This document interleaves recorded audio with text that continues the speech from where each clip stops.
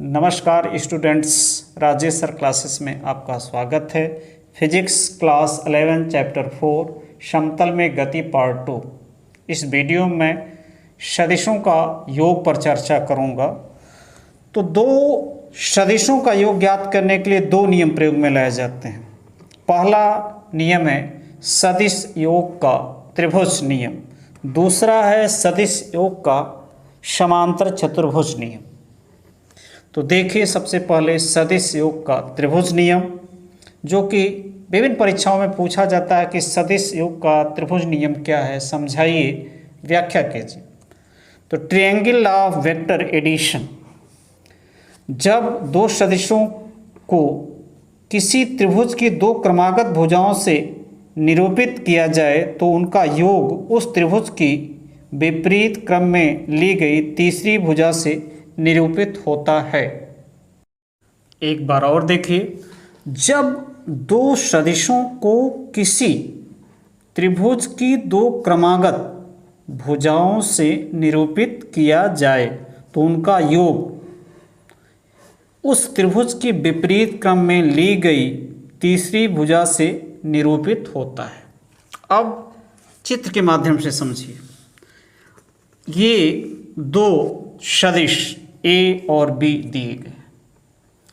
यदि हम इसको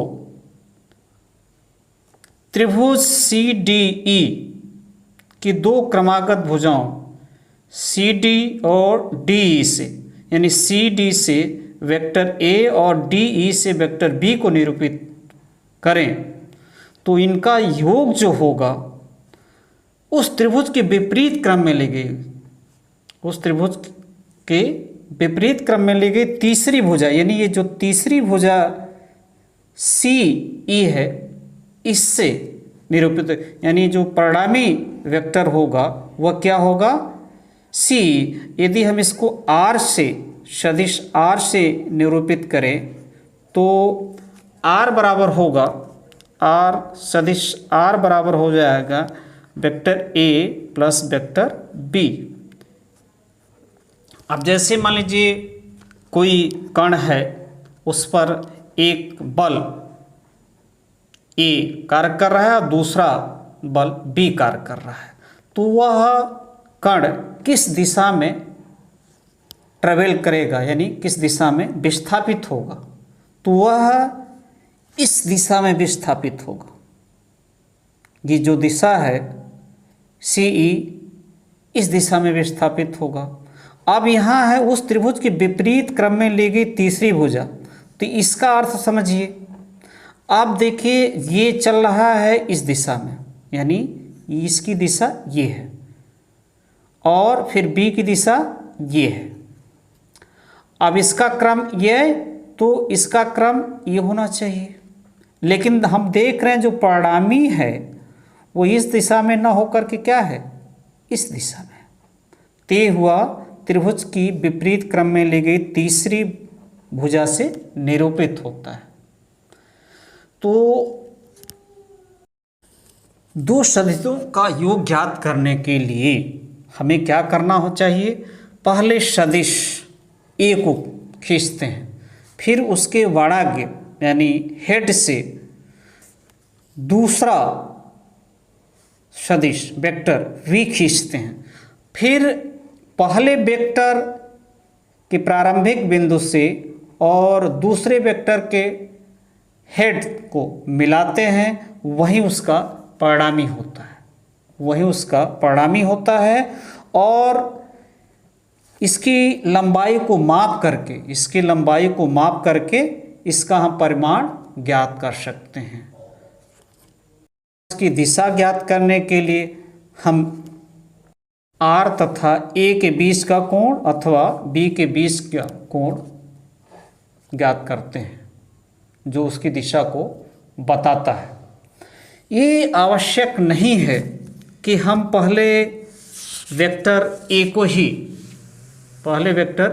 ही लें, हम वेक्टर बी को भी पहले लिख सकते हैं। जैसे ये है तो बी को हम ऐसे ले लेंगे, ये हो गया बी।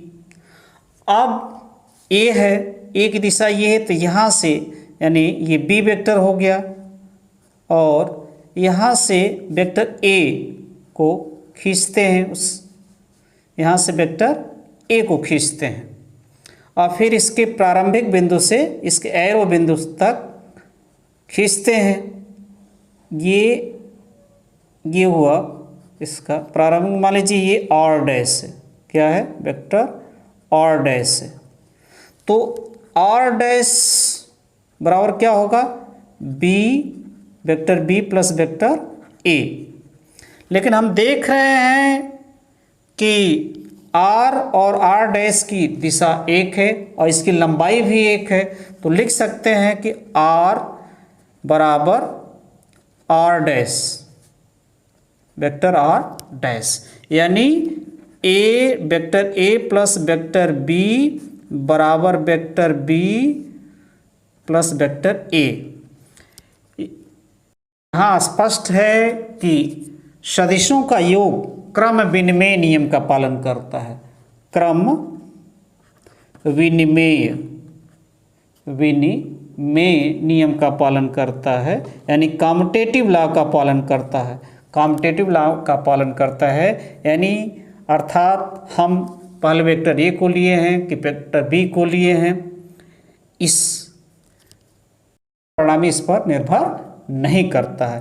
ते हुआ सदिशों के योग का त्रिभुज नियम। नमस्कार।